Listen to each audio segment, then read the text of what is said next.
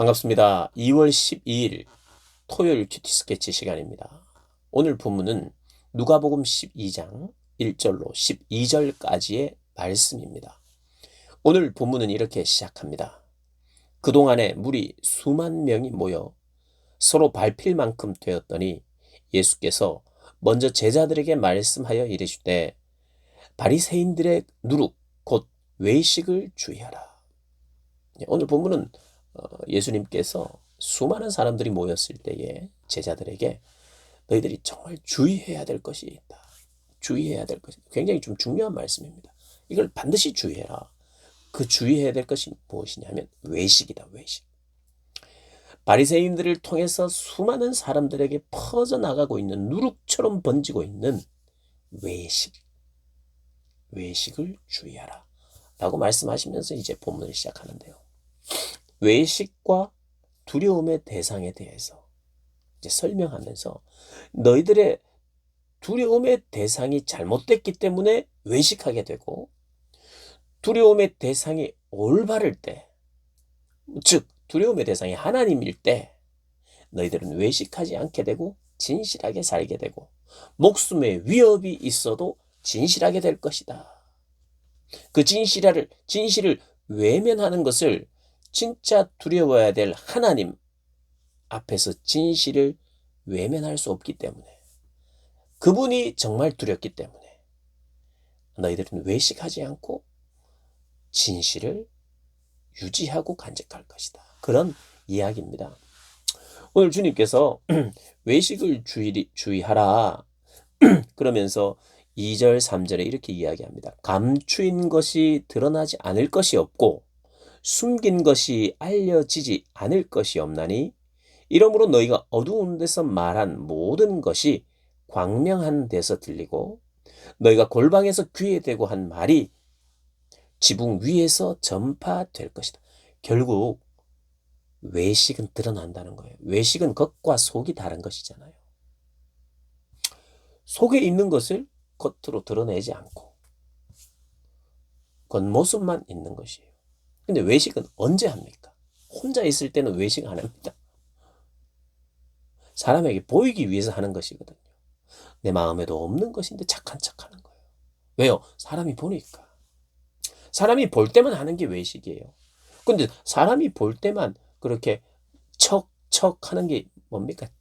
착한 척, 신앙생활 좋은 척, 헌금 많이 내는 척, 봉사 많이 하는 척, 구제하는 척, 기도하는 척. 왜 이렇게 척할까요? 왜 외식을 할까요?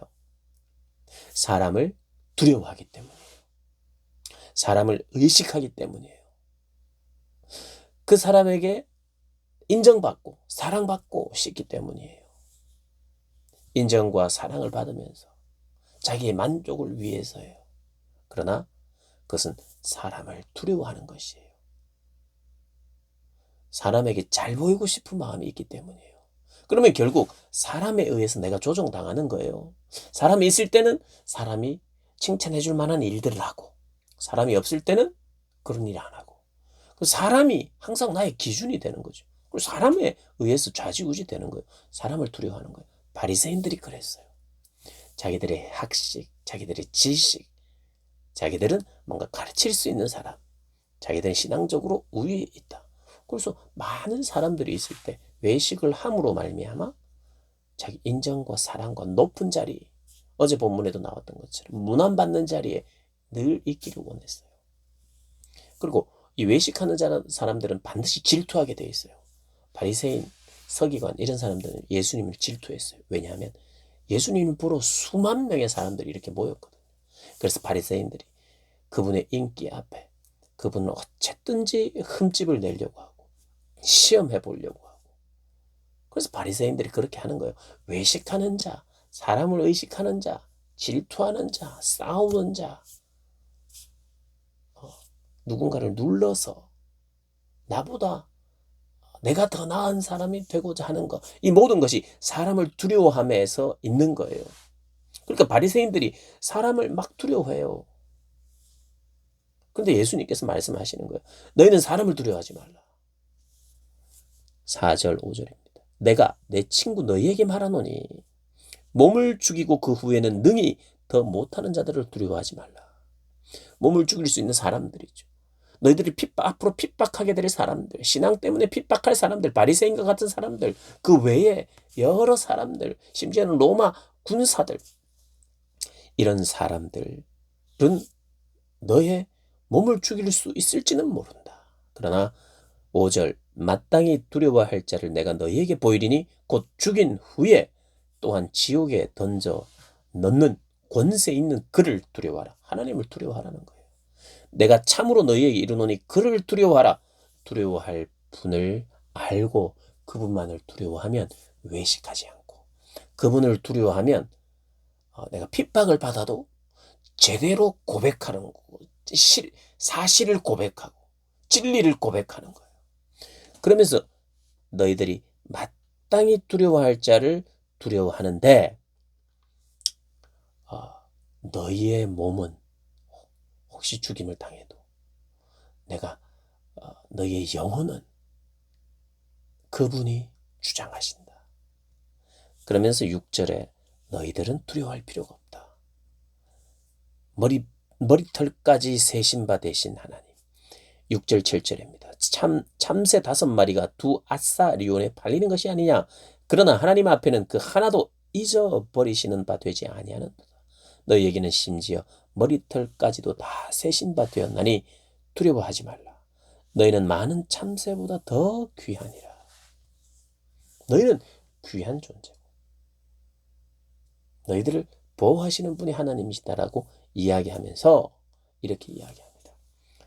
너희들 신앙의 고백을 하면서 살면 사람 앞에서 주님이 그리스도시고 하나님의 아들이시며 내가 믿고 따라야 할 분이고 그분에게만 구원이 있고 그분만 진리라라고 고백하는 그 고백을 사람 앞에서 할 수 있어야 된다. 여러분, 사람 앞에서 보이기 위해서 하는 것은 다 외식입니다.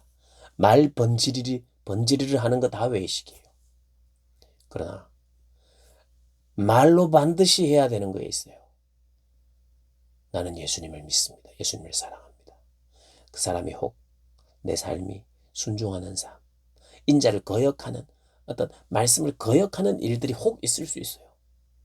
그러나 그런 것은 오늘 본문에 보면 10절에 누구든지 말로 인자를 거역하면 사하심을 받거니와 성령을 모독하는 자는 사하심을 못 받는데, 오늘 본문이 어디서 어떤 문맥에서 나왔냐 하면 원래 성령을 모독하고 성령 회방죄는 보통 귀신의 역사라고 말할 때 예수님의 역사인데 하나님의 역사인데 그걸 귀신의 역사라고 말할 때 마태복음과 마가복음에는 그것은 성령 해방죄로 용서받지 못하는 죄라 그랬어요. 근데 누가복음에는 물론 그것도 포함할 거예요. 근데 문맥 속에서 무엇을 말씀하고 싶으냐 하면 성령을 모독하는 것은 뭐냐 하면 네가 회중 앞에서 사람 앞에서 공적으로 네가 그렇게 고백하지 못할 때, 네가 신하지 못할 때, 그것이 반복될 때, 내가 한두 번 그렇게 시인하지 못하고 두려움 속에 있을 수 있어요. 그러나 그것이 나의 삶이 되고 회개하지 않고 내가 공적으로 내 신앙을 고백할 수 있는 사람, 부끄러워서, 사람 두려워서 그렇거든요. 그 두려움이 외식을 낳거든요. 사람 두려워하고 외식하고 아닌 척하고 또 그런 척하고 이런 것이 계속해서 이어질 때 그것은 성령 모독죄로 점점 더 용서의 기회를 잃어버리는 것이라고 말합니다. 그러면서 말하라 합니다. 여러분, 말만 한다, 말하는 그리스도인 별로 우리가 안 좋아할 거예요. 맞습니다. 말보다는 몸으로 그렇게 해야죠. 그런데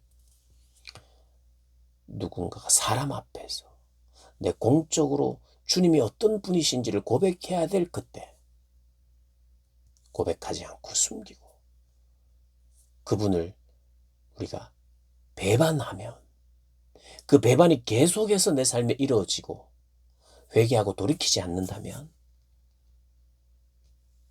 사항을 받지 못하는 죄라는 거예요. 여러분, 사함을 받지 못하는 죄는 엄밀히 없습니다. 내가 깨닫고 성령, 혹시 예수님의 역사를 성령의 역사라고 말했다 할지라도, 아니, 예수님의 역사를, 성령의 역사를 귀신의 역사라고 혹시 내가 착각해서 말했다 할지라도, 제가 정말 몰랐습니다.